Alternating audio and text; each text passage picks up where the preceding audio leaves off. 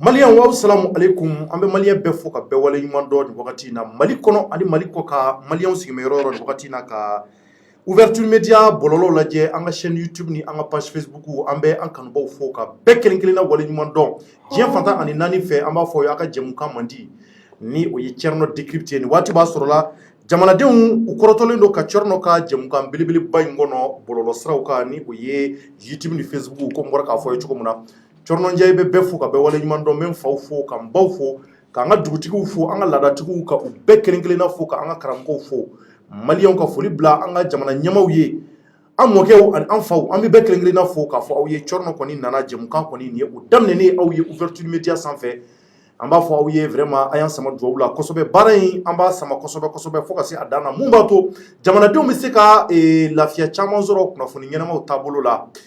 l'enfant de Ségou du Fouta Toro men yɛrɛ kanubaw bɛɛ fo diɲɛ fantan naani fɛ nin waati in na an bɛ ntɛnɛndonya la Maliyɛnw dɔgɔkun kɔni o daminɛna ka ban an bɛ utu kalo o tile 9 o ye bi ye san 2021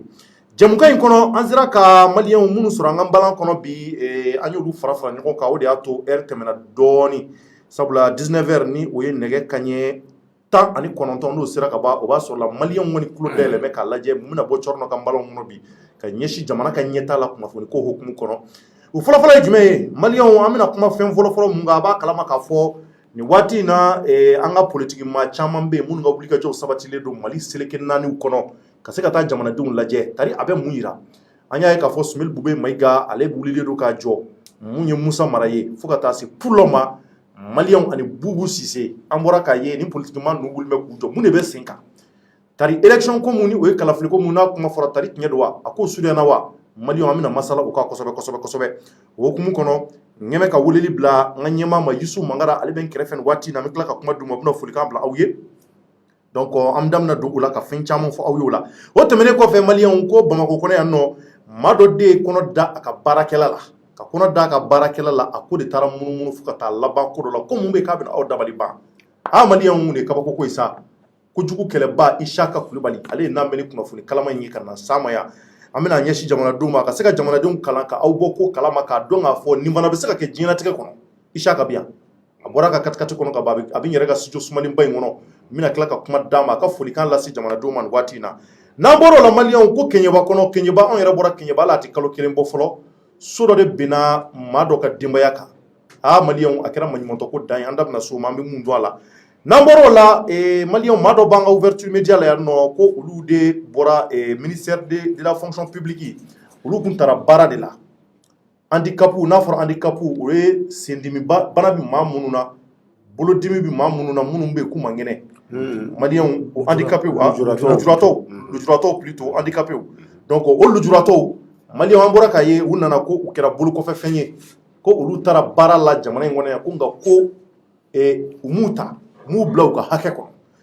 an bɛn'u yɛrɛ wele u bɛna kuma caman fɔ aw ye a k'a lamɛn ka ɲɛ kosɛbɛ kabako ko don maɲumantɔ ko dan don an ba dɔw yɛrɛ b'a la o yɛrɛ ka furu yoboyabara ka sababu kɛ a bɔra fo Gawo ka na k'a taara fonction publique la Maliyɛnw a tora yan ɲɛ ma sɔrɔ a la foyi ma sɔrɔ a la a kɛra sababu ye a cɛ ko k'a nana kamalen nɛgɛ de la k'a ka to Bamakɔ ye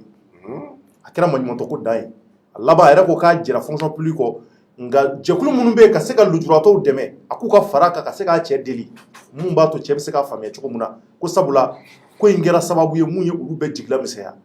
an bɛna yɛrɛ wele fo Gawo a daminɛ maga la ka walawala aw ye n'an bɔra o la Maliyɛnw an ka mun ye école karamɔgɔw ye olu tun bɛ désobéissance civile la bi an ka école karamɔgɔw tun diminen don kosɛbɛ gazi ci yɛrɛ kɛra Mali seleke yɔrɔ caman na Sevare Bamako yan fo ka taa bila Sikaso ninnu na an da bɛna se o ma an ka école karamɔgɔw tari mun de b'an ka école karamɔgɔw la exactement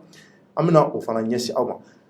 Ama ɲin'aw fɛ a ka partager kosɛbɛ mais ɲɛsi mun ye Isaka Kulubali kojugu kɛlɛba a bɛ n bolo kɔrɔ yan nɔ kɔrɔ tar basi t'i la basi foyi tɛ na Cɔrɔnɔ somɔgɔw bɛ di tɔɔrɔ si tɛ ba i ka foli alhamdulillah ka foli di bɛɛ lajɛlen ma ka kɛ ni bɛɛ lajɛlen ka waati ye ka foli di an ka ɲɛmaa yɛrɛ ma a bɛ plateau kan yan kosɛbɛ Mangara ka foli di Ouverture Media bɛɛ lajɛlen ma Cɔrɔnɔ ka foli di i yɛrɛ ma merci i ni cɛsiri i ni faso jɔ merci ka foli di a lamɛnjɛkulu bɛɛ lajɛlen ma hakɛto bɛ nin kan salamu merci beaucoup anw ka ɲɛmaa kɛnɛ tar basi t'i la kɔni ale kɔni il est toujours silencieux calme a kunkolo b'a kan da la o de y'a to anw fana tɛ siran foyi ɲɛ ni ɲɛmaa kɛnɛkɛnɛw bɛ ɲɛ dɔrɔn i b'i da ka sunɔgɔ de walahi ale ni Buba kɔni dɔ bɛ bara gauche la dɔ bara droit la donc anw hakili sigilen don kuma bɛɛ ɲɛmaa folikan jumɛn b'i bolo Cɔrɔnɔ n ka foli b'i ye n ka foli bɛ an lamɛnnikɛ jama bɛɛ lajɛlen n ka foli bɛ n kɔrɔkɛ n'o ye Isaka ye n b'a fo a ka cɛsiri la k'a fɔ an lamɛnnikɛ jama bɛɛ lajɛlen ko u ni ce u ni baraji u ka fidélité la halisa u sɔgɔlen ka to Ouverture Media kan walasa kunnafoni sanuma u k'a sɔrɔ. Maliens sans plus tarder an dɛmɛ kuma la kosɛbɛ maaw ko kuma munumunu ka ca n bɛna caman bɔ a la nka diyagoya ye foli ye ka ɲɛsin yɛrɛ ka sponsor ma dɛ kuma munumunu na cogo n b'olu fo dɛ olu de b'an balo olu de bɛ sin don an da k'an ka min ka ɲɛ an b'u fo kosɛbɛ ni o fɔlɔfɔlɔ ye double seven an bɛ foli bila u ye k'u fo k'u waleɲuman dɔn an bɛ foli lase Yara Walma olu fana bɛ k'an jɔyɔrɔma tonto baara in na i yɛrɛ fana bɛ kɛ sababu ye k'u lakodɔn il faut que ko o fɔ double seven filɛ nin ye i da maga a ko la tiɲɛ yɛrɛ la maa caman kɛra a fɛ ka da e yɛrɛ Cɔrɔnɔ kan ne y'a f'i ɲɛna ne yɛrɛ kɔni bɛ min kalama butigi min n'o bɛ hippodrome na n'o ye Yoruba shop ye olu donna double seven feereli la Cɔrɔnɔ e yɛrɛ kama donc i kana ɲinɛ yen yɔrɔ fana kɔ k'a fɔ fana Yoruba shop awɔ bitigi belebeleba don alimentation don ne yɛrɛ ka sanni bɛɛ bɛ kɛ a kɔnɔ o don u taara min don double seven la a bɛ miliyɔn 1 ni kɔ bɔ o bɛɛ ye parce que u b'a mɛn e ka émission na u bɛ to k'a ye a ja donna olu la donc k'a f'i ɲɛna k'a fɔ olu dɔrɔn tɛ e balo fɛn fana e fana bɛ nafa ba ɲɛ olu ye sabula e mana fɛn fɛn ye tiɲɛ de bɛ fɔ yan n'an y'a lajɛ n'a ka ɲi de a kuma de bɛ fɔ voilà donc o nafa bɛ olu yɛrɛ kan i n'a fɔ a nafa bɛ anw yɛrɛ kan an b'u fo k'u waleɲuman dɔn an bɛ Yoruba shop baarakɛla bɛɛ fo u bɛɛ waleɲuman dɔn ka foli bila savon dima fana ye a feerebagaw ani a sanbaw an b'u fo an bɛ foli bila Jadi Istanbul ni o ye ja service ye an b'a fo kosɛbɛ Maliens an bɛ don babu kɔnɔ joona ka walawala an b'a walawala tudunkan na a k'a lamɛn kuma minnu bɛ bɔ an da barika kumaw don an b'a ɲini an fana an baw fɛ an bɛ a kɛ ɲini k'an fana an baw fɛ kuma ma nɔgɔn ni kuma min bɔra an da ko fili yera la an b'o yafa ɲini an fana an baw fɛ an kɔrɔw Maliens ka ɲini an kanubaa bɛɛ fɛ bɛɛ ka partager ko minnu bɛ dugu kɔnɔ a kan ka bɔ a kalama sabula aw fa jamana don Maliens anw ka jamana ye jamanaba ye diɲɛ don o don n'a kunnafoni kura an bɛ ntɛnɛn na bi o fo ka taa fɔ juma kunnafoniw de bɛ anw bolo a ka d'anw ye anw bɛ bɔ ni kunnafoni a ka kɛ kunnafoni ɲɛnamaw ye kunnafoni minnu bɛ dugu jɔ kunnafoni minnu bɛ kɛ sababu ye anw ka jamana bɛn ni sabati o bɛ don an ni ɲɔgɔn cɛ Maliens an bɛ dugawu kɛ fɔlɔ docteur Kebu a tunu bɛ Ala k'a ɲuman ye an bɛ dugawu k'a ye maa si kana ɲinɛ a kɔ an ka seli la an ka dugawu sama ma kosɛbɛ nka bi an bɛna an ka kunnafoni daminɛ mun na o fɔlɔfɔlɔ ye jumɛn ye Maliens o ye tournée des hommes politiques an ka politikimaaw an y'a jateminɛ k'a fɔ a bɛ waati damadɔ bɔ anw ka politikimaaw wulilen don k'u jɔ Maliens u donnen don Mali seleke naaniw na an ye jateminɛw ye fɛn caman kɔnɔ tari mun de bɛ exactement tari kalafili mun n'a kuma fɔra o kuma mun n'a sabatira o b'a jira k'a fɔ o de sera wa Maliens anw bɛna maga o de la ka o de walawala aw ye o de y'a to an ko n k'a partager kojugu mɛ ɲɛsin ɲɛmaa ma yan ɲɛmaa i ka jateminɛ bolila kan k'a fɔ Musa Mara wulilen don k'a jɔ mun ye Sumeli Bube Mayiga ale wulilen bɛ k'a jɔ an y'a ye fana Bubu Sise fana tan bɛ mun ye Mopti mara ye Bubu Sise fana bɛ Mopti mara la an yɛrɛ ye kuma caman mɛn hali Bubu Sise yɛrɛ ka discours la ye fɛn caman fɔ URD ko kan donc maaw kɔni dabali ban bɛ an ɲɛ bɛ politikimaaw la donc ye pré-campagne de daminɛ wa walima mun de bɛ sen kan e ka jateminɛ kɔnɔ Ok Cɔrɔnɔ i ka ɲininkali diyara n ye kosɛbɛ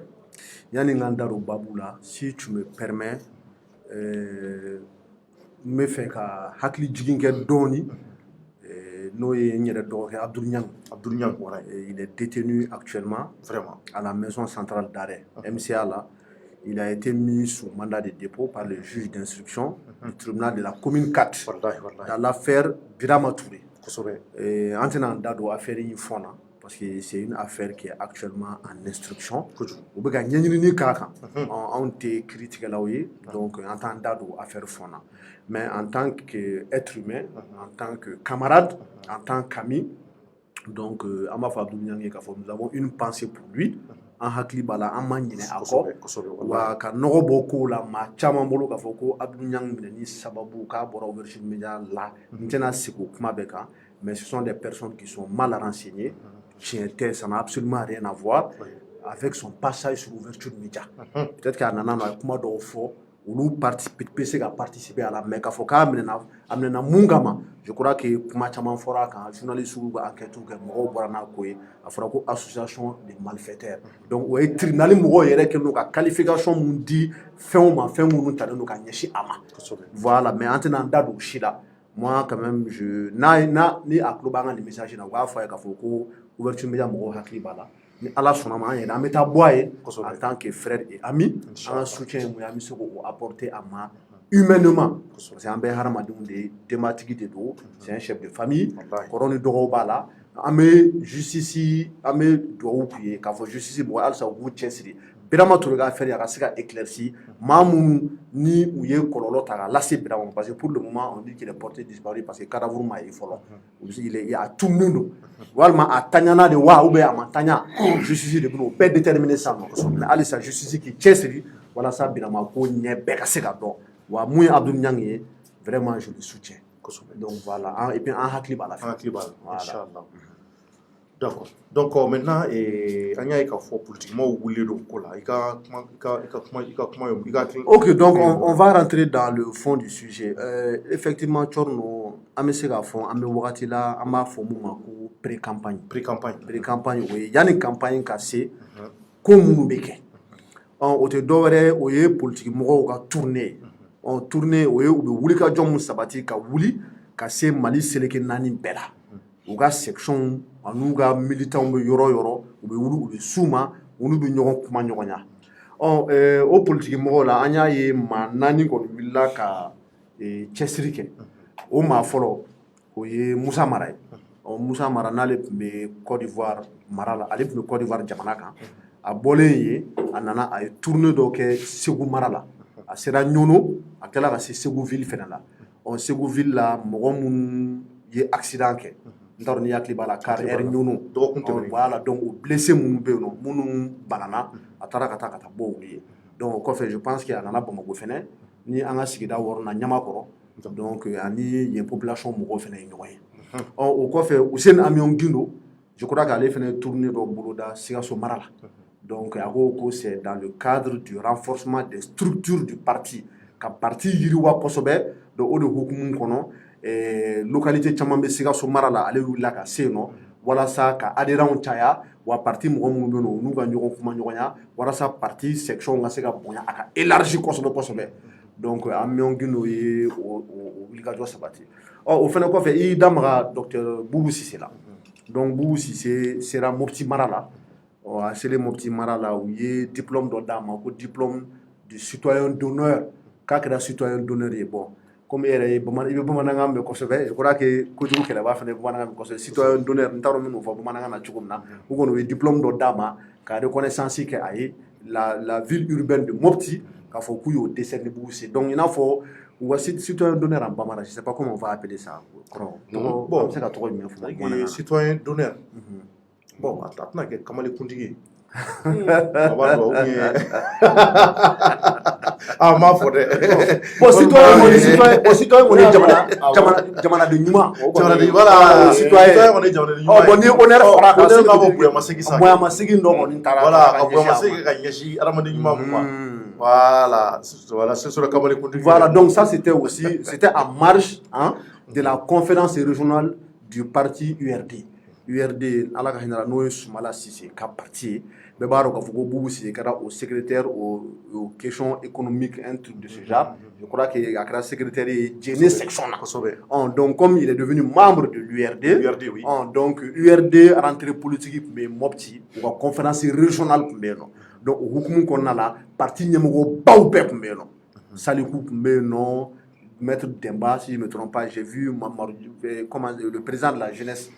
Abdraman, lui aussi, il était là-bas. Donc, URD,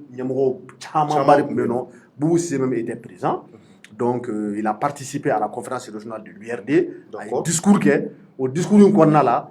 a ka foli ko be Soumala Cissé ka denbaya ye. Ko Soumala Cissé muso n'o o y'an bɛɛ ba ye ko o y'ale tanti ye. Soumala Cissé den minnu bɛ yen nɔ a y'u tɔgɔ cité k'a frères don k'u bɛ se ka compter a kan. Donc ko n'i y'a k'ale donna URD la k'ale ma don URD la fɛn wɛrɛ kama ko raison saba. Ko raison fɔlɔ ko parce que ko mun yɛrɛ URD yɛrɛ sigi n'o ye Soumala Cissé ye. Ko ale n'u k'u bɛ ɲɔgɔn dɔn ko Soumala Cissé conseil camanba de d'ale ma a ka ɲɛnɛmaya kɔnɔna la ko kuma dɔ la k'a bɛ to k'ale tulo sama yɛrɛ k'a fɔ i ye nin kɛ nin ma ɲɛ donc ko Soumala ye modèle de ye ale bolo donc ko de y'a to ko ale yɛrɛ ko ale tun tɛ se ka taa parti si la n'a bɔra URD la ko parce que ko ale ka jamanajɔ cadre kɔnɔ lui il a pensé que Mali bɛ niveau dɔ la niveau min na ni ale ka engagement tɛ se ka kɛ a kelen na il fallait que a kun ka structure dɔ ɲini donc ka don o kɔnɔna la ka hakili falen kɛ walasa a ka se ka jamana jɔ kɛ o sara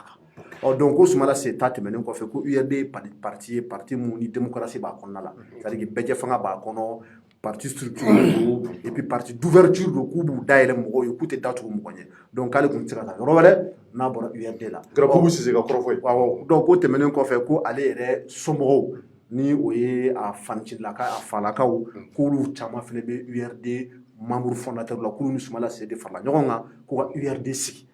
donc ko ale tun t'a dɔn a bɛna se ka taa parti wɛrɛ min na Mali kɔnɔ n'a bɔra URD la bon Thierno politique kuma caman b'a kɔnɔna la bon il est ne bolo ni URD mɔgɔw URD kɔnɔna Boubou Cissé ka donni Thierno ça vraiment je ne vais pas dire que ça a prêté à confusion mais ça a créé beaucoup de polémiques. Caman sɔnna i n'a fɔ mɔgɔ caman fana wulila minnu y'u ka mécontentement yira k'a fɔ ko ils ne sont pas d'accord avec le fait que fanga mun bɔra an kunna ni o ye Ibrahim Boubacar Keïta ka fanga ye o premier ministre laban ko o ye docteur Boubou Cissé donc ko a binna IBK nɔfɛ donc eux ils ne peuvent pas comprendre que URD ka kɛ M5 membre fondateur ye o M5 k'a fɔ ko IBK ka taga ka IBK ni Boubou labi et que Boubou ka tila ka bɔ o kɔnɔ ka tila ka segin na URD la mais Thierno on dit qu'en politique tout est possible. Il y a des alliances contre nature. Et URD mouillé chef de file de l'opposition à l'époque, quand Soumala était vivant, même s'il avait, à l'époque, je pense qu'il y a combien d'années. Mais URD ni RPM alliance qui est là. RPM ni URD ni Asma alliance qui est là. C'est-à-dire qu'il y a eu tellement des alliances contre nature. C'est-à-dire que politique là, moi ce qu'on m'a appris,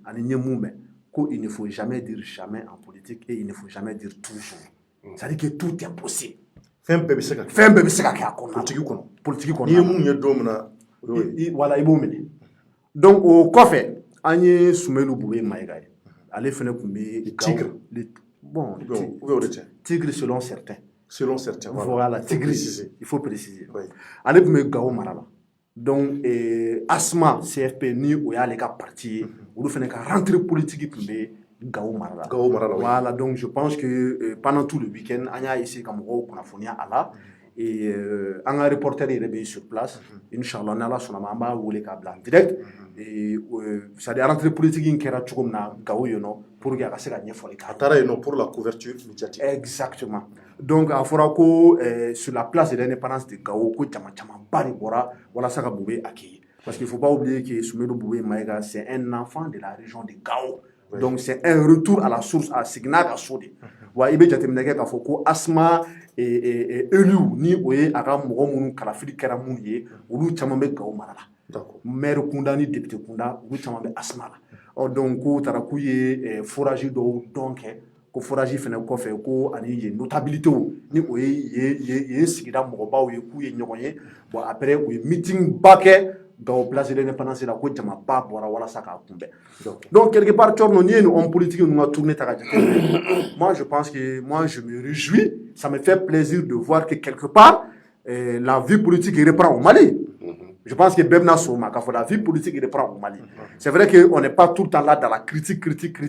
mais politique yɛrɛ essence ye mun ye c'est la rencontre des hommes politiques avec la population. C'est trouver des solutions à la gestion de la cité. C'est-à-dire que jamana yɛrɛ kan ka mara cogo min na ka solution sɔrɔ o la donc o de hukumu kɔnɔ a ka kan à chaque fois politique mɔgɔw ka wuli ka taga i ka base la i n'i ka mɔgɔw ka se ka ɲɔgɔn ye donc quelque part ni ne ɲininka n ka sentiment personnel là je suis réjoui de voir que la vie politique au Mali a repris après 2 coups d'état.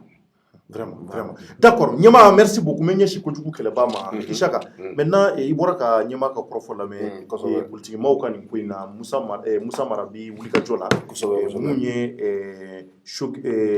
Munye Sumel Voué Maïga ambora letala bubu se fana la même chose. Donc am nyaba la politique ma wulé kondo akola. Donc se fana ka akilata munye aka. Kosobe nyama ka kuma bella me mi metalike o ba wulika joka ni wakati ni na. Alna soro campagne kon pré campagne kon te mais an woni ba donc be ka bo kata u ka bazu kata u yakusa ku blabla wala sa ku laben ka kala fili ni kono mais nyama yoron do be nyakla mo be ka nyina yoro ko o ye anga Jamil Bitar ale fana kun be bololo sanfɛ ni wakati ni na den do kun be ko akun mo be wotoroni de la namara wotoroni de la a taara ka taa namara wotoroni di o ma nyakla o kuma fana wulilen ba be réseaux sociaux sanfɛ o filmera o kɛra ouais bon mɔgɔ y'a kuma fɔ ah mais est-ce que filmera botigi dɔ kun sigilen don botigi dɔ kun sigilen don o kun ko a kun mago bɛ namara wotoroni na ɔ nyakla ko Bitar fana o namara wotoroni di ni ma a comme ça ko politique mɔgɔw bɛ k'u kɔfilɛ maaw la i n'a fɔ Bubu Sise taara mara taara ka taa bɔ banabaatɔw ye i b'a dɔn ni wagatiw kɔni sera i b'a dɔn hakili bɛ jigin adamadenw na population na donc n'i y'a jateminɛ e b'a fɔ Jamil Bitar a kɛ jigin donc n'i ye fanga sɔrɔ hakili tɛ jigin jamanadenw na an kɔni tiɲɛ yɛrɛ la hakili tɛ jigin jamana kɔnɔdenw na parce que démocratie furadama a don furadama ni Mali la ka na se bi ma an ma ɲuman foyi ye o de y'an lata ni coup d'état ninnu kɔnɔ ɲakila ɲɛma i yɛrɛ bɛ k'o kalama ça veut dire que démocratie an yɛrɛ kun ye ɲininkali kɛ est ce que a ka kan ni anw yɛrɛ ye mais n bɛna mɔgɔ wɛrɛ n'o ye Diallo ye Aboubacar Diallo Alou Boubacar Diallo ɲakila samedi fana ale fana ye jɛkulu dɔ sigi ɲɔgɔn kan n t'a dɔn ko ADR ou bien ADR de tɛ a ma kɛ grand hôtel la a kɛra grand hôtel la ɲakila o kunnafoni tɛmɛna mɔgɔw kan u ye ale fana ta k'a fɔ k'u ka cɛbɔ don je crois qu'ale ouverture média kun bɛ yen ouverture média kun bɛ yen u ye jɛkulu dɔ fara ɲɔgɔn kan walasa k'u ka cɛbɔ ye ale ye 2022 élection wagati i m'i da maga yen yɔrɔ la donc an bɛ hakɛto ɲini kɛ ADP Maliba mɔgɔw fɛ voilà est ce que y'a faamu donc n bɛ fɛ k'a f'i ɲɛna ko wulikajɔ camanba de bɛ ka kɛ nin wagati nin na min bɛ tali kɛ nin pré campagne ko ninnu na hakiliw bɛ ka jigin kow la n'i ye jateminɛ kɛ mais jɔn de bɛ se parce que ɲakila kɔni bɛɛ b'o kalama jɔn de bɛ se bi k'a fɔ ko ka maliyɛnw ɲɛji cɛ jɔn bɛ se bi k'a fɔ ko demande sociale minnu bɛ yen ko k'olu ɲɛji cɛ ɲakila mankanba dɔ bɛ jamana in kɔnɔ bi n'o ye an ka kalan ye anw ka siniɲɛsigi sabatilen dalen don fɛn min kan ni o ye kalan ye o sonsorolen don bi mais an b'u si ye politicien si ye k'a fɔ k'u y'u ɲɛsin ni article 39 ma ka gouvernement wele ka syndicat wele k'u lasigi parce que pré-campagne fana la i k'a dɔn k'a fɔ k'i bɛ dossier birilan kelen min sɔrɔ parmi les dossiers birilan i bɛ min sɔrɔ i ɲɛ article ninnu ka laɲini b'a kɔnɔ enseignant mais an ma maa si ye o kɔnɔna la donc ɲɛma o de bɛ ka an ka mɔgɔw cɛ o de kama ne b'a fɔ n ko est ce que n'u ye fanga sɔrɔ u b'u kɔ don jamana kɔnɔdenw na mais ne bolo u bɛ se ka ɲɛsin o de ma sisan sabula an mago bɛ mun na an mago bɛ jamana in basigi la ninnu de bɛ ka na n'a ko wulili ye mais kɔrɔ si tu me le permets Thierno avec ta permission rapidement mun ye article 39 yɔrɔ ye ne filɛ de ka mɔgɔ minnu cité an kumana minnu kan an bɛ se ka olu Boubacar Diallo fara a kan ne bolo nin cɛ duuru la au moins 2 bɛ yen nɔ minnu ka position dɔn minnu kama n'o ye Sumelu Voué Maïga ye ani Bubu Sise et puis il faut pas oublier que an ye nin maa minnu cité ta Ousseini Amion Guindo ale yɛrɛ kɛra ministre de l'éducation nationale ye a kɛra ministre des sports ye sous IBK Bubu Sise o kɛra IBK ka premier ministre ye Sumelu Voué Maïga a kɛra IBK ka premier ministre ye Moussa Mara a kɛra IBK ka premier ministre donc il y a pas de nouvel homme mɔgɔ kura tɛ yen nɔ à la rigueur Alou Boubacar Diallo mais Alou Boubacar Diallo fɛnɛ a ka parti tun bɛ majorité la o hali n'u bɔra a la kɔfɛ ADP Maliba était dans la majorité kɔfɛ u tilala ka bɔ a la bon Thierno très sincèrement est-ce qu'il y a un homme nouveau qui va quitter la planète Mars pour y ka jigin Mali la bon fana kɛra monsieur Kulibali Serou Kulibali Sera Mali oui n'i y'a ta k'a lajɛ politiquement il n'a pas eu de rôle à jouer tiɲɛ la a ma politique kɛ mais c'est un homme d'affaires c'est normal entrepreneur don i tɛ se ka kɛ entrepreneur ba ye surtout ka multinational dɔ créer ka marché sur sous-région na ni Mali kɔnɔna la ni politique mɔgɔw tɛ baara kɛ ɲɔgɔn fɛ. C'est-à-dire que Tchorno quelque part quoi, il y a pas d'homme providentiel ni d'homme nouveau. Moi je pense que Maliens de kan k'u fara ɲɔgɔn kan k'u ka vision dɔ imposer dɔ la n'a jiginna la. Il faut avoir pas que an ka fili ka mɔgɔ wɛrɛ ta tuguni mun bɛna an ka jamana sɔrɔ dingɛ kɔnɔ. O ye kelen et puis avoir les moyens de pression. Moyens de pression tɛ dɔwɛrɛ dɛ, une société civile qui est forte, des associations fortes, des syndicats très forts. An b'i don an ka da fɛ jagoya. C'est-à-dire que c'est pour ça que Obama lorsqu'il est parti au Ghana, il dit que l'Afrique n'a pas besoin d'hommes forts mais des institutions fortes. Donc tu as une société civile forte ɲɛnama sɔrɔ. Mais Eclipse Gambie, mais profiter de yɔrɔ in na k'a fɔ kosɛbɛ. Voilà, olu bɛ ka baara mun kɛ, c'est n t'u kelen citer mais ils font un travail formidable. Si l'État ne sait pas qu'il y a des moyens de pression, kɔrɔ u b'u yɛrɛ sago de kɛ. Il faut dénoncer ce qu'ils font. Wa n'u ye ko kɛ mun ma bɛn an ka wuli u kama. Sinon il y a pas d'homme nouveau à mon avis. Mun ye article 39 ko ye, Boubé ko lui n'a pas de baguette magique. Ko lui il est obligé de dire la vérité. Ko article 39 in filɛ ko ni État malien ko k'u b'a appliquer, ko a incidence financière k'a bɛ bonya tellement que ko an tɛ se. Ko je suis obligé de vous tenir un langage de vérité ko an tɛ se. Boubou Cissé kun y'a kuma ni namu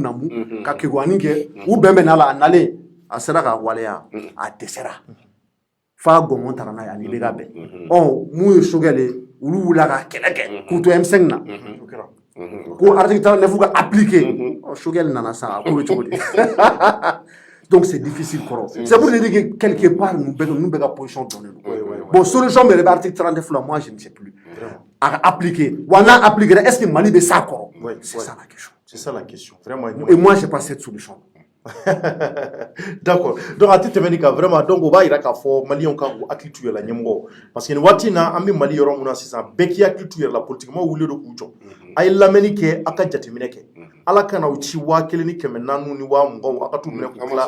tila mɔgɔw ni ɲɔgɔn cɛ mais an ma se yen mais nin y'a daminɛ tɔ de ye pré campagne ye o mais pré campagne na a bɛɛ de bɛ daminɛ dɔɔni dɔɔni o ka rencontre kɛ ka mɔgɔw lamɛn fɔlɔ ka kuma dumanw fɔ e yɛrɛ ma Boubou Cissé yɛrɛ ma kuma min fɔ parce que k'ale ni Soumaïla yɛrɛ ka di n t'a dɔn ala n'a muso n'a denw k'a tantu a y'olu bɛɛ fɔ k'ale yɛrɛ dɔgɔnin ye Boubacar ni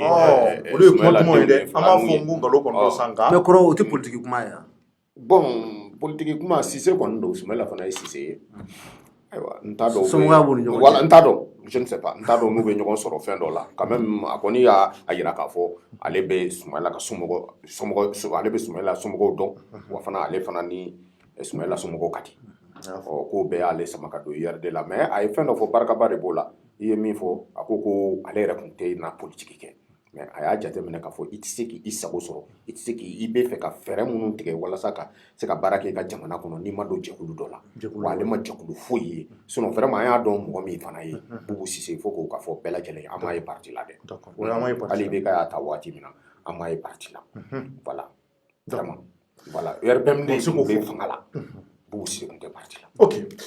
D'accord, ɲɛma an ma se ka Ala jɔn sɔrɔ ale tun ye ale tan bɛ Gao a tun ma se ka kunnafoniw fɔ an ye yɔrɔ an ma se k'ale sɔrɔ an bɛ se ka tenter an bɛ se k'ale n'an sera ka Ala jɔn sɔrɔ rapidement ka se ka kɔrɔfɔ fɔ a ye comme ale bɛ Gao nin waati in na Gao c'est la cité des Askia an bɛ Gao ka bɛɛ fo nin waati in na Yusufu Mayiga a n'a ka cɛdenw bɛ k'an lajɛ fo Gao an kanubaw ka ca Gao kosɛbɛ an bɛ Yusufu Mayiga fo kosɛbɛ a bɛ tile k'an wele k'an lajɛlen don Gao seleke 4 bɛɛ la Tɔnbɔkutukaw fana b'an wele Kidalikaw b'an wele ko Kidali yɛrɛ b'an lajɛ ko an balima tamasɛki minnu bɛ yen k'u b'an lajɛ kojugu n yɛrɛ terikɛ dɔ ko k'ale tun b'a dɔn ko fo ni su de kora ye réseau bɛ ɲɛ mɔgɔw b'an lajɛ donc an bɛ dugawu k'u bɛɛ ye Ala ka i yɛrɛ dege tamasɛki awɔ u yɛrɛ tun ko kuma taa turu cɛ ye nka n ko an b'a to nin waati ninnu ka tɛmɛ fɔlɔ awɔ ni nin waati ninnu tɛmɛna an bɛ taa turu cɛ ye parce que yen nɔ turu cɛ ma nɔgɔ dɔgɔtɔrɔkɛ bɛ da la Tɔnbɔkutu ale turula fɔlɔ donc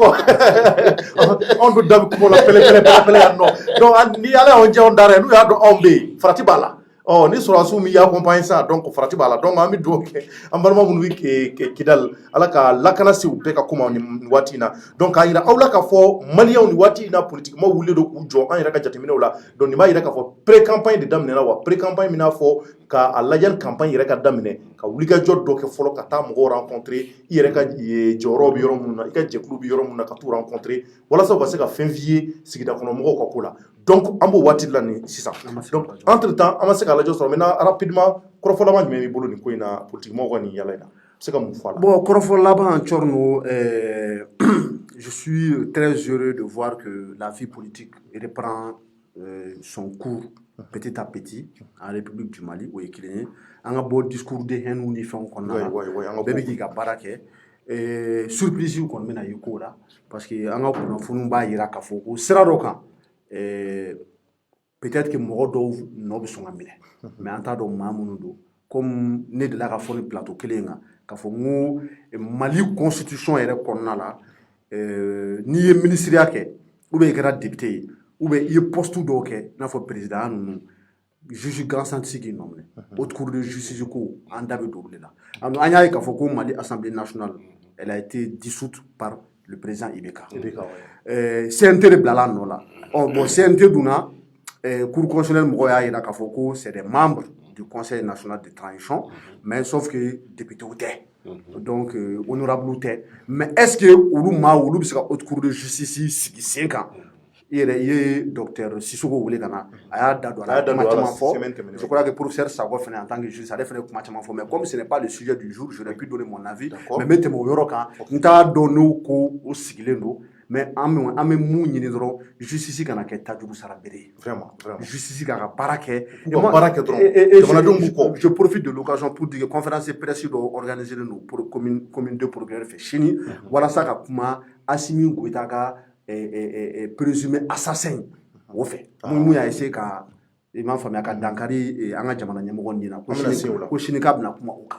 donc o b'a yira quelque part k'a fɔ ko la justice elle est quelque part indépendante et elle est en train de s'assumer parce que progrès de communiqué k'a fɔ ko état ye communiqué mun kɛ k'u ma jɛn'a ye u ma jɛn'a ye sini ko dans un pouvoir démocratique dans un régime démocratique il y a la séparation des pouvoirs exécutif législatif et judiciaire bɛɛ k'i ka baara kɛ donc nous on espère que justice tɛna politiser et que justice bɛna ka baara kɛ ni mɔgɔ bɛ yen nɔ k'a fɔ ko i y'an ka wari ta k'a dun kɔrɔ a kɛra ni transition ye wo ou bien fanga kura min na de wo u kana tugu la mais je pense que la vie politique a repris et on peut se réjouir de cela vraiment merci beaucoup Ɲama malien wa rapidement an bɛ taa sujet filanan na ni o ye ko mun kɛra Bamakɔ kɔnɔ yan nɔ a kunnafoni kɔni a sɔrɔla maa mun bolo o ye Isaka Kulibali kojugu kɛlɛba an b'a baarakɛlaw bɛɛ fo minnu bɛ baara kɛ kojugu kɛlɛba jɛkulu la an ka foli bɛ b'u ye nin waati in na malien ko cɛ dɔ de kɔnɔ da a ka baarakɛla la a ko ɲɛmɛ kabako belebeleba ye malien an ka duguba kɔnɔna na maa minnu bɛ bɔ u ka togodala kɔnɔna na ka na baara kan fɛ nin ko ninnu bɛ kɛ an ka jamana kɔnɔ a bɛ waati caman bɔ nka a ma dabila dɛ nka a bɛ sɔrɔ mun fɛ tari anw yɛrɛ baw ani an dɔgɔmusow tari u b'u occuper u cɛw la ka ɲɛ wa mun de bɛ na ni nin exactement k'a ye k'a fɔ furucɛ yɛrɛ ɲɛ ka taa jɔ baarakɛla la fo ka taa denko b'o la maliyɛnw u bɔra kulonkɛ la o b'a yira k'a fɔ maliyɛnw a b'an ka kunnafoniw lamɛn kunnafoni minnu n'anw b'a di a bɛ conseil de di maa ma an bɛ tila ka conclusion de tirer a la ka ɲɛfɔ mun b'a to bɛɛ bɛ se k'i hakili to i yɛrɛ la cogo min na an bɛ mun fɔ an balimamuso ye a y'a hakili to a cɛw la dɛ a y'a cɛw ladon dɛ a ye dumuni dilanw bila u ye dɛ a y'a lajɛ a kana fɔ baarakɛlaw ka taa u ka chambre nettoyer a yɛrɛ ka taa chambre nettoyer i yɛrɛ ka taa cɛ ka finiw da k'a ko taa cɛ ka caleçon da i k'a ko kana di baarakɛla ma dumuni yɛrɛ hali cɛ bɛ dumuni mun kɛ e yɛrɛ de kan ka dilan ka di cɛ ma maa mun n'a sɔrɔ mɔgɔ wɛrɛw bɛ du kɔnɔ i bɛ se k'a fɔ olu yɛrɛ ka baarakɛla ka dumuni dilan ka di olu ma nka i yɛrɛ furucɛ ta e yɛrɛ de kan k'o dilan mɔgɔ man ka kulonkɛ kɛ furucɛ ka ko la walima furumuso ka ko la c'est très important baarakɛlaw bɛ na de walasa ka se ka an baw dɛmɛ du kɔnɔna ko ɲɛnabɔli la nka olu man ka ta ka bila cɛ yɛrɛ ka ko ɲɛnabɔli bɛɛ la a bɛ na ni gɛlɛyaw ye o de bɛ na to nin ko ninnu caman bɛ na bange cɛw bɛ taa ɲɛbɔ baarakɛlaw fɛ n'a sɔrɔ baarakɛla dɔ y'i bolo mun jɛ ka ɲi cɛ dɔw bɛ yen olu tɛ se k'u yɛrɛ lakana u tɛ se k'u yɛrɛ minɛ a bɛ taa laban fɛn caman na donc pour éviter ça a y'an ka kunnafoni lamɛn c'est très important Isaka ko mun de kɛra Bamakɔ faaba la kan fa Dumazana kan fa dɔ kɔni ko nin ko in de kɔni kɛra sa o k'a ko ye maaw dabali ban kosɛbɛ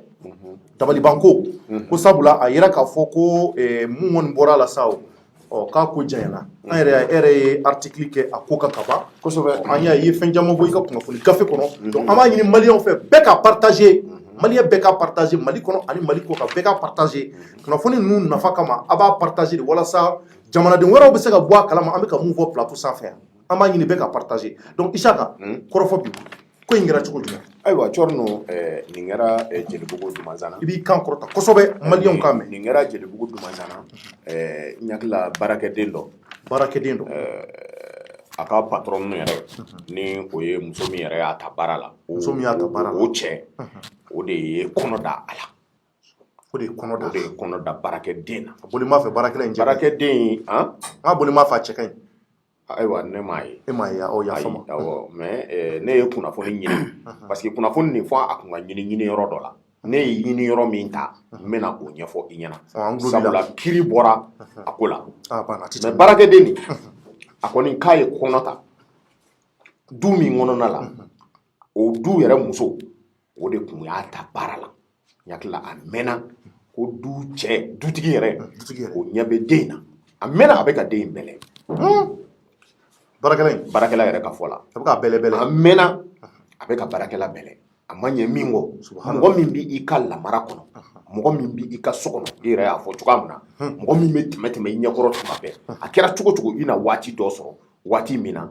i na se ka min bɛ i kɔnɔ i na se k'o kɛ o de kama a bɛ fɔ bamanankan na ko mɔgɔ tɛ boli a ka so kɔnɔ ɲinɛ nɔfɛ sabula aw bɛ ɲɔgɔn kan ayiwa dennin kɔni kun bɛ ale kan donc ale kun bɛ dennin kun b'ale de ka mara kɔnɔ donc se foyi tɛ den ye den nana de ka bɔ kɔfɛ k'a bɛ na ka na a ka furu nafolo a ka furu minɛnw i n'a fɔ u bɛ na cogoya min na u bɛna wari ɲini walasa n'u ka mariage bɛ kɛ don min na u bɛ tasaw ni fɛnw san ka segin ka t'u ka so mais dennin nana bin nin du in kɔnɔna la dutigi min fana don muso 2 de b'a bolo den 6 o bɛ a bolo dutigi don dutigi muso 2 den 6 ko o de bɛ a bolo a kɛra baara ye mais a ɲɛ bɔra baarakɛden de fɛ ko fo baarakɛden de ko f'a ka jɛ ni o de ye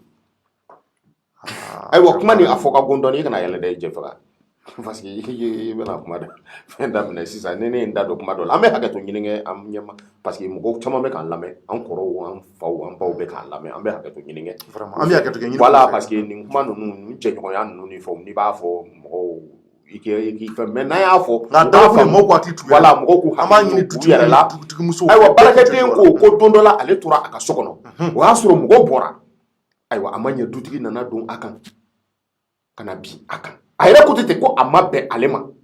an ye kunnafoni sɔrɔ cogoya min na ko a ma bɛn ale ma mais a nana bin ale kan k'a don ale yɛrɛ wulila tiɲɛ yɛrɛ la a kɛra a bolo maloyaba ye mais cɔrɔno o binni min kɛra denmusonin nin kan san 16 de don baarakɛden de don o de kɛra kɔnɔ ye san 16 an ye min mɔ ko o de don mais a bɛnna a kan a ma kule ya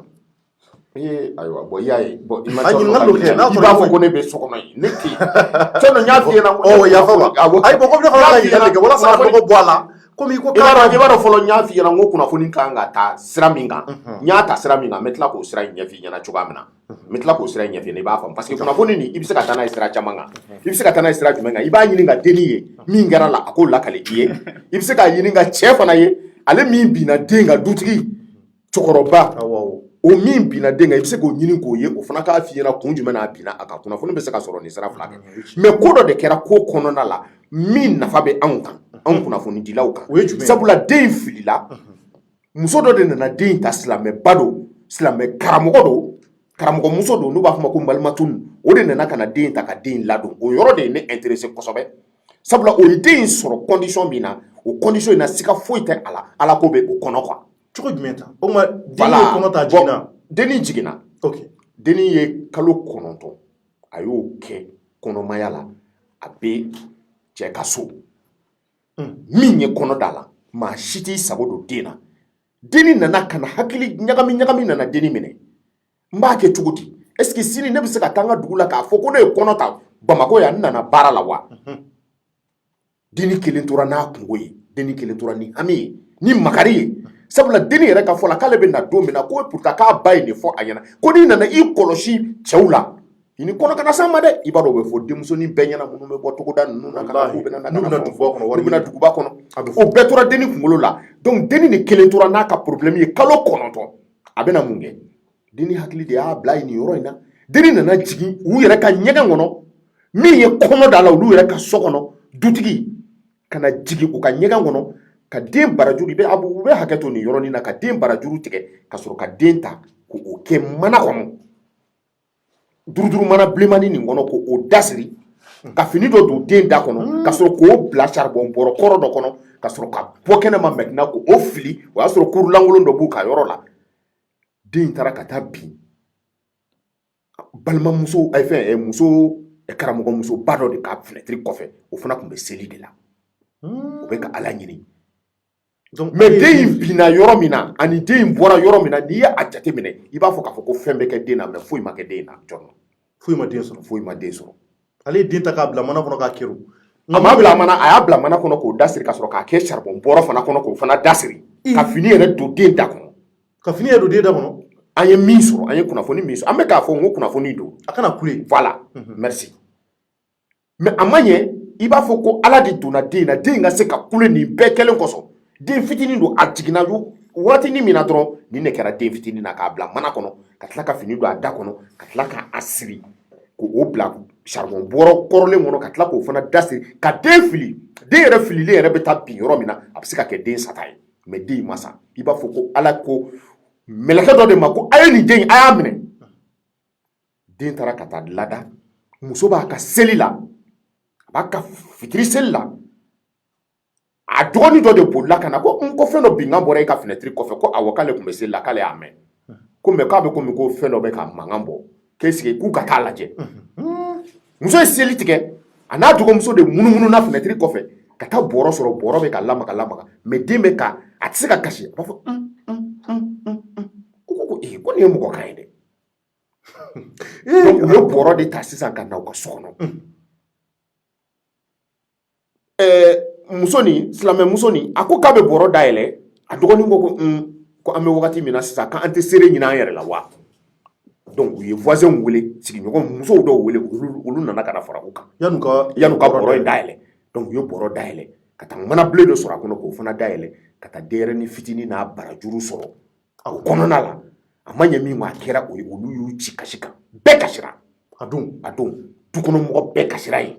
silamɛ muso fana karamɔgɔba dɔ n bɛ k'a f'i ɲɛna peut-être k'a tulo b'an na ouverture média kan mais mɔgɔ min don ala mɔgɔ don sabula kalansow b'a bolo a ye kalansow dayɛlɛ walasa ka denmisɛnninw de fana ladon denmisɛnnin minnu n'olu fana tilala n'olu tɛ ka kalan kɛ denmisɛnnin minnu n'u tolen don u yɛrɛ ma ale y'o dɔ de dayɛlɛ ka couture fini kalacogo a b'o kalan o la c'est à dire i b'a fɔ ko den nin ko ala ye den in lata ka taa den in di ale ma parce que ala b'a dɔn k'a fɔ ko nin b'i occuper denw na den minnu ni se foyi tɛ u ye donc o école de bɛ muso in bolo wa muso in fana malimatumu don ka kari ka kari yɛrɛ kɔnɔ dumasana ye bɛɛ lajɛlen b'a dɔn k'a fɔ ko silamɛba don u nana ka na den bɔ bɔrɔ kɔnɔ sisan cɔrɔno ka den ko a yɛrɛ de y'a ka finiw ta k'a biri den in na ko walasa a bɛ se ka den chauffer cogoya min na sabula den nin a bɔlen c'est à dire a jolima de don donc a nana den de kɛ fini kɔnɔ sisan den bɛ ka kasi den minɛlen bɛ a bolo a yɛrɛ ko ten ko ko nin ye ala de ye den nin di ale ma ko nin tigi k'i bɛ taa sɔrɔ ko kungoba bɛ nin da la ko fo ka taa se den filili ma donc a nana ye sisan k'u ka taa ni den ye dɔgɔtɔrɔso la dɔ de ko u ma ko a tɛ taa ni nin ye dɔgɔtɔrɔso la nin bɛ taa polisi la parce que hali n'aw taara dɔgɔtɔrɔ b'a k'u bolo tɛ se ka maga a la n'aw ma taa polisi la cɔrɔ donc o de ye ko lase sisan polisiw ma ko selen polisiw ma min kɛra yen an bɛna an da don o de la d'accord Isaka Kulibali o b'a yira ko tɔ bɛ yen ko Maliyɛnw a y'a partager a yɛrɛ bɔra ka nin mɛn maɲumantɔ ko dan ani kabako nka Isaka yan'an da ka s'a ma fana du dɔ fana firila Keɲeba Keɲeba Maliyɛnw Keɲeba ye an ka sanu bɔyɔrɔ ye ale filɛ Kayi mara la dɔgɔkun tɛmɛnen laban du dɔ firila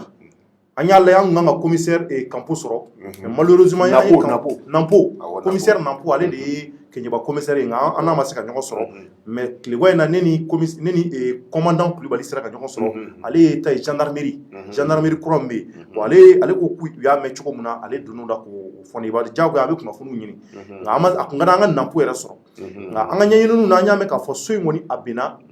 san de tun b'a la ka na a kɛra sɔgɔmada fɛ donc so in étage don mɔgɔ minnu bɛ so kɔnɔna na cɛ kɔni bɔra ka taa baarayɔrɔ la cɛ in dɔlen don paraît-il que le monsieur il est le conseiller du chef de village ni ma fili chef de village ka conseiller dɔ don a kɔni balila ka wele k'a fɔ ko so bɛnna a ka denbaya kan nka an y'a mɛn cogo min na yanni so ka ben ko den dɔ de ye fɛn dɔ ma ko mama fɛn dɔ mankan bɛ ka bɔ dɛ donc jaja so bɛ ka firi donc so firila ale y'a kɛ maa 7 ni ma fili o de tun bɛ so kɔnɔna in na maa 7 ni ma fili bon an ye mun mɛn maa 2 sara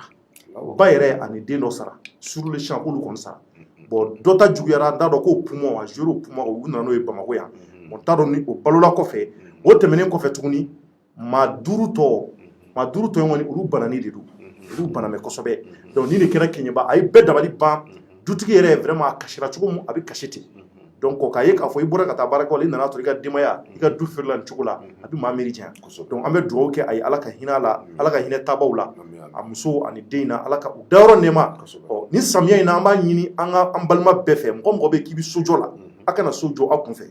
bon a dun fɔra ko Keɲeba yɛrɛ ye yɔrɔ ye yɔrɔ min bɛ ko cɛncɛn minnu bɛ ta a cɛncɛnw man girin kosɛbɛ donc il faut que ni so bɛ jɔ a yɔrɔ fasugu la que les gens fassent extrêmement attention parce que samiya bɛ kɛ ka sababu ye so bɛ ɲigin n'a ɲiginna barika bɛ bɔ a la a bɛ se ka firi maaw da la donc an ye ni kunnafoni sɔrɔ Keɲeba kɔnɔ yan an bɛ dugawu kɛ Keɲebaka bɛɛ Ala k'u kisi nin ɲɔgɔnna wɛrɛ ma k'a fɔ maliyɛn bɛɛ an bɛ samiya mun na nin waati in na an ka jamana ye fantan jamana ye bɛɛ k'i hakili to i yɛrɛ la hali bɔgɔso bɛ se ka firi maa da la bɛɛ k'i hakili to i yɛrɛ la c'est très important a y'a ka bɔgɔsow mun a y'a mun a ye jateminɛw kɛ n'a bɛ étage jɔ a ka architecte ɲɛnamaw wele o ka jateminɛ kɛ walasa a ka denbaya bɛ se ka kisi nin ma donc kɔrɔ an bɛ tɛmɛ n'a ye u selen commissariat la yɔrɔ jumɛn commissariat 12e arrondissement filɛ Jelibugu la an bɛ foli commissaire Ɲamele tun bɛ yɔrɔ min na mais so de bɛ yen sisan commissaire so an bɛ foli di a ma a n'a so ka mun ni 6e na ayi o fana tɛ ni commissaire divisionnaire ba dɔ ye divisionnaire ba dɔ d'accord u b'a fɔ ma ko so a ka adjoint o ye Berthe ɲakila den sera yen olu ko a tiɲɛna olu kan ka den ni olu kan ka a minɛ mais structure min bɛ yen n'o spécialisé len don denko la o ye brigade de merci ye kosɛbɛ donc u taara ni den ye mais muso min silamɛ muso nin min taara ni den ye a ko Ala ye fɛn dɔ de di ale ma o de ye den ye ko ale tɛna se ka jɛn ni a ye den ka taa yɔrɔ la ka sɔrɔ ale tɛ den nɔfɛ ko sabula ko den k'a bɛ komi ko Ala ye den ci ale ma min y'a fili ko a tun bɛ se k'a fili yɔrɔ caman na mais n'i y'a ye den filila ka na bi f'ale ka fenêtre kɔfɛ k'ale to seli la ko Ala ko don ko ale tɛ se ka foyi kɛ bilen fo den ale ka a taa yɔrɔ dɔn a yɛrɛ donna polisiw nɔfɛ mobili kɔnɔ k'i ɲɛsin brigade de merci la a yɛrɛ ka fɔ la ko nin y'a siɲɛ fɔlɔ ye ale ka don polisiw ka mobili kɔnɔna la den in tun bɛ kasi la a selen polisi la a ko polisiw ma est-ce que k'a tɛ se ka den di yan n ka sin di a ma wa sabula den a bɛ komi k'ale den don i b'a fɔ ko fɛn dɔ de bɛ ale ni den fɛn dɔ de kɛlen bɛ k'ale ni den ale ko k'ale ye c'est à dire wolomuso dɔ don